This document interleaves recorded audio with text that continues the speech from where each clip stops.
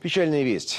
Думаем, для всех. Сегодня не стало Нины Дорошиной, Нади из фильма «Любовь и голуби». В последнее время Нина Михайловна жаловалась на проблемы с сердцем. Накануне ей снова пришлось вызвать скорую, но от госпитализации отказалась. И вот они вспоминают Николай Васильев. Людк!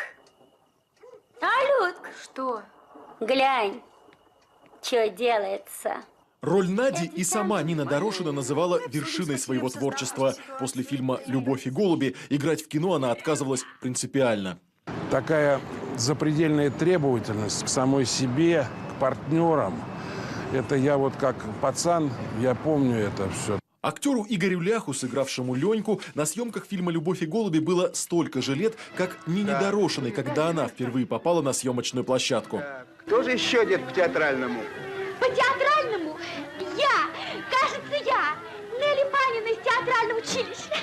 Этот эпизод снимали в настоящий мороз. Видно, как у Нины Дорошиной, одетой в летние туфли и легкое пальто, идет пар. Здесь ей всего 20. Она еще даже не закончила Щукинское училище.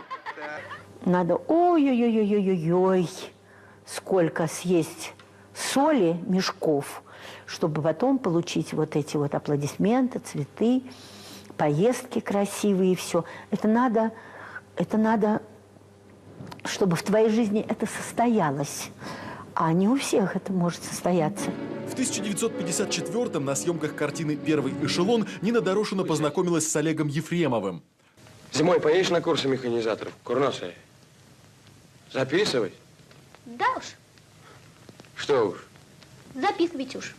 Вскоре Ефремов пригласил Дорошину в только что созданный «Современник», с которым артистка, если и расставалась, то лишь на время съемок в кино. Были такие моменты тяжелые, что можно было, так сказать, может быть, другая бы женщина и ушла из театра.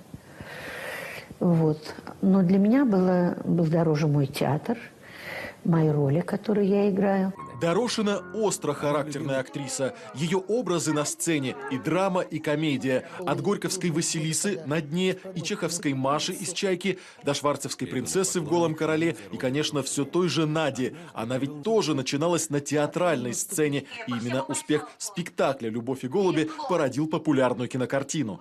Вот, сюда положишь, на булавочку застегнешь. А расстегнется? Ой, уколешься. Эта роль стала принадлежать всей стране и даже, может быть, шире. Этим мы во многом обязаны работе Нины Дорошиной. Потому что вот она, я говорю, сделала некую матрицу русской женщины. Образ Надежды, признавалась сама Нина Дорошина, знаком ей из детства. Они с братом и родителями жили в рабочем поселке при меховой фабрике в Подмосковье. Оттуда ее Надя. Это откуда это к нам? Такого красивого дяденьку замело. Или что, забыл? Сказать пришел. Ой, гляньте-ка, в глаза не смотрит. Наверное, 2 получил. Нина Дорошина, бывало, и сама ставила двойки. Больше 30 лет она преподавала актерское мастерство в театральном институте имени Щукина. Среди учеников Дорошиной артисты многих театров России и, конечно же, ее родного «Современника». У нее была какая-то невероятная фантазия, она была великая придумщица, заводила, хохотушка, обожала молодежь, обожала своих учеников. Прощание с народной артисткой Ниной Дорошиной назначено на вторник, 24 апреля, на сцене ее любимого театра «Современник». Николай Васильев, «Вести в субботу».